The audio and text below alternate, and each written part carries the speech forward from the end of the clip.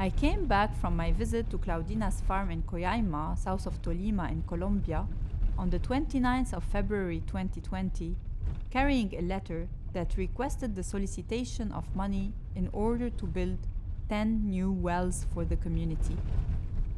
She asked me to carry this letter to an organization that supports small farmers.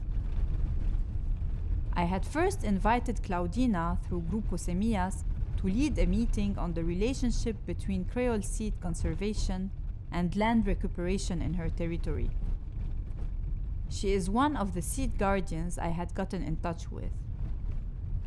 Another one was Mercy, who wept while she was talking about the limpieza, the purge, when the paramilitaries had lists of people to eliminate, a purge of farmers and indigenous people. Seed guardians, social leaders, organizers are still up to this moment a threat, therefore a target.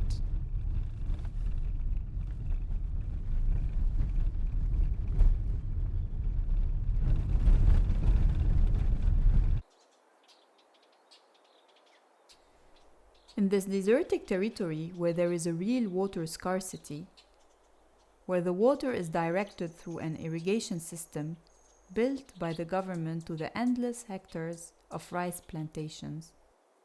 Under these conditions, the farmers have two choices.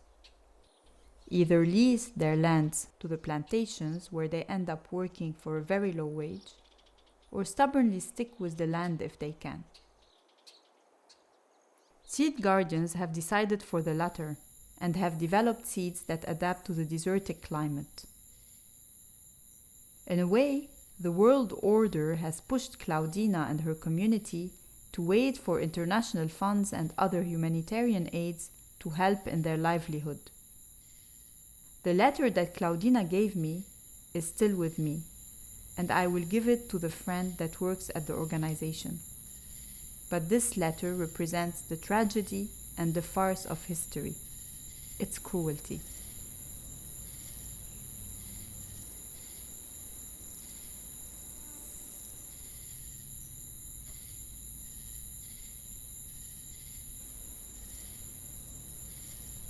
The sun hits hard, and it's 38 degrees while we walk in the surroundings of Claudina's farm. We stop at a spot to recall the murder of a seed guardian. I notice that what is delineated as the site of crime is a space that cannot be fully captured by the camera lens. Not that it cannot be framed in its totality, but it seems that it's always a site off frame or lost inside the frame. The intervention of the light, the sun, in combination with our unsophisticated technologies, has produced either too dark or too bright images. Images that refuse to give us any accuracy on the crime site. Perhaps because the whole territory is a site of crime, of robbery, or perhaps because it knows we stopped seeing it.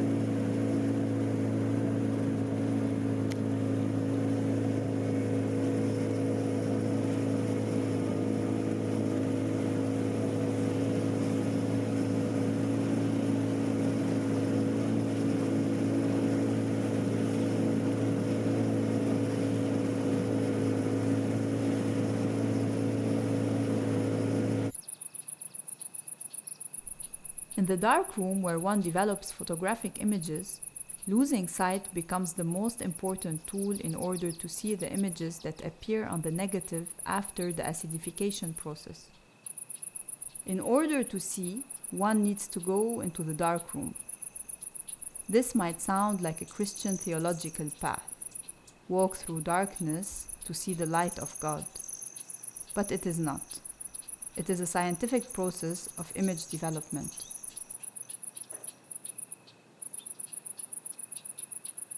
In my early teenage years, I was in a Jesuit college not too far from Beirut, my hometown. One day, I saw many students standing inside the headmistress's office and taking turn at looking at a paper. I joined them only to discover that the paper had some kind of cheap photocopied imprint of something that looked like Virgin Mary. They were standing in line and then would sit on a chair, stare at the paper for 1 minute, and look back to the wall. The headmistress would then ask them to make a wish. When my turn came, I took a long breath, and after staring for a minute at the paper, I quickly lifted my head and looked at the wall to see the shadows of Virgin Mary appear in front of me, until she disappeared. The next day in our biology class, the professor announced that he had heard about the so-called apparition of the Virgin Mary, and arrogantly stated that this was a mere optical illusion that should be brought to an end. This opened a long discussion after class on whether we believed or not.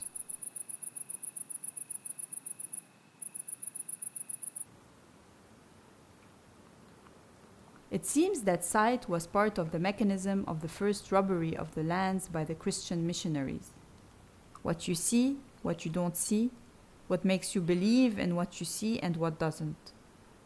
Seeing the shadow of Virgin Mary on the wall could be part of a mechanism of dispossession and accumulation for the church, and having faith in the sight would be the essential consequence. For a rationalist non-believer, that is mere optical illusion. But for the believer, that is a truth and a miracle.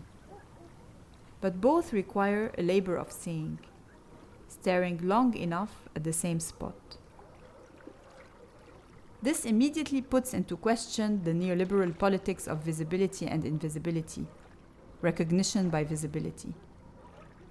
Appearance and disappearance falls in a different register, that of labor, of religion, of chemistry. The labor of seeing becomes an inherent condition for belief and therefore dispossession and land grabbing. Blocking the sun or inviting it too much would be the path to sight without seeing, or starting to see otherwise. The energy of the sun conducts that path to sight.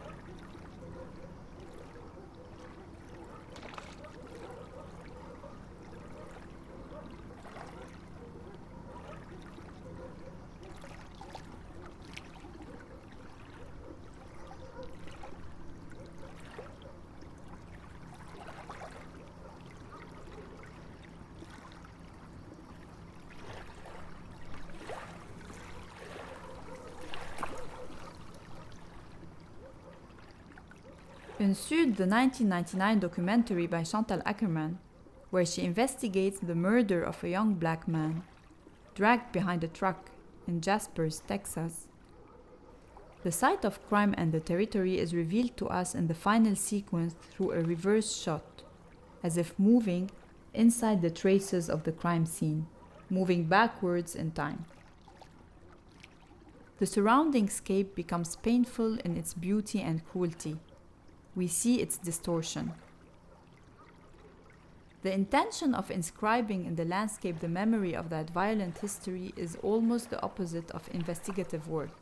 It is not about making sense and searching for evidence. Akerman herself, a descendant of the Shoah, knew too well what genocide is. She knew that what was needed is a new way of seeing the landscape, so we start perceiving it in its utmost cruelty. The reverse shot imposes another labor of seeing, flips time around, and reverses history in order to see its ghosts.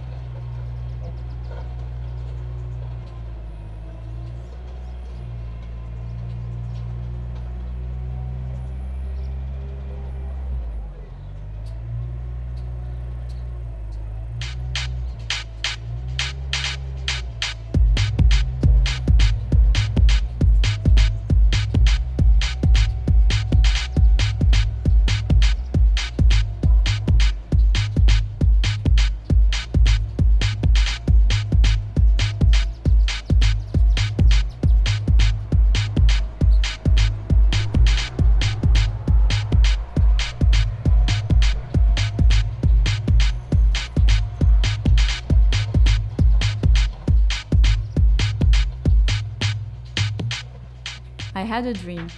It is the fall of 2019. I am sitting with my father asking him if he was able to retrieve $300 in cash from my bank account. He silently looks at me without uttering any words. I insist and ask again, but he doesn't give any sign of a yes or a no. Suddenly, the deceased Prime Minister Rafiq Hariri appears in the dream, and I find myself sitting with him in an office room. "Keep calm," he says. "Liquidity does not disappear even when you think it did. It will reappear." At this point, I find myself in what looks like my bedroom. I pick up the phone, call up a male friend of mine, and start yelling at him. The silence of my father, the speech of the Prime Minister, and my yelling sat very tensely side by side, and the dream was rearranged frame by frame with these three scenes playing simultaneously.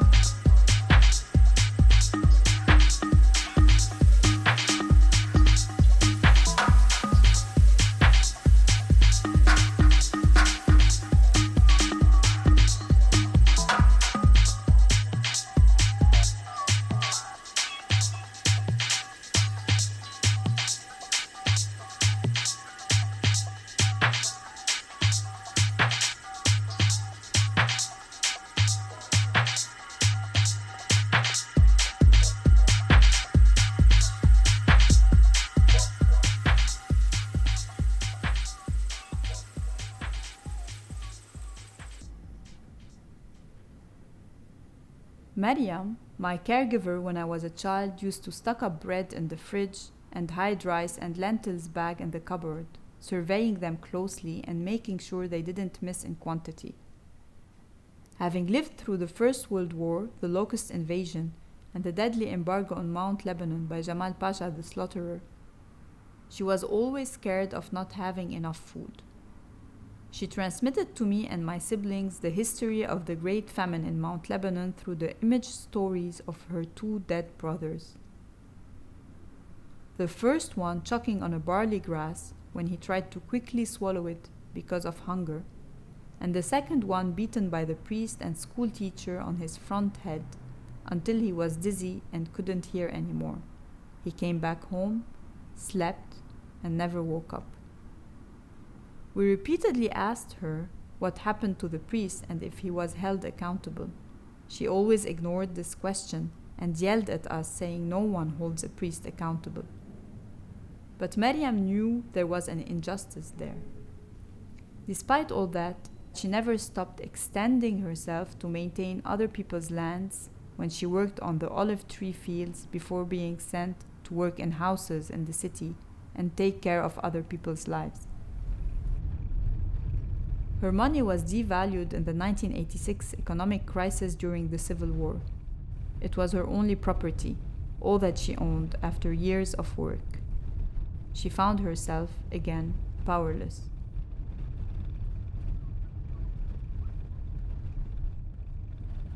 In the Lebanese mountain, there was an important consequence for the peasant revolution, despite the fact that the country was going towards an increasingly pronounced social inequality. This peasant revolt did not pave the way to an agrarian socialism, but it did bring about a reality of things where the large landowners were reduced.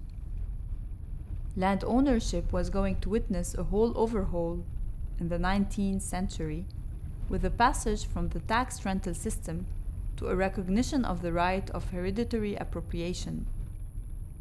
Families who exercised a certain role within the framework of the Ottoman tax renting system claimed their appropriation rights as farmers. On the other hand, the peasants claimed that they were the ones who established an intimate relationship with this land, an intimacy of proximity, of cultivation, and therefore this land is part of their identity, their experience, their life in common. Despite the land redistribution, Maryam did not have access to inheritance. The law clearly states that it is legal to disinherit a child, and that was used against women. In the village where she comes from, the mountainous landscape reveals this history in a reverse shot. The land is poor or infertile, as they say. It is not arid, but is only valid for certain kinds of agriculture.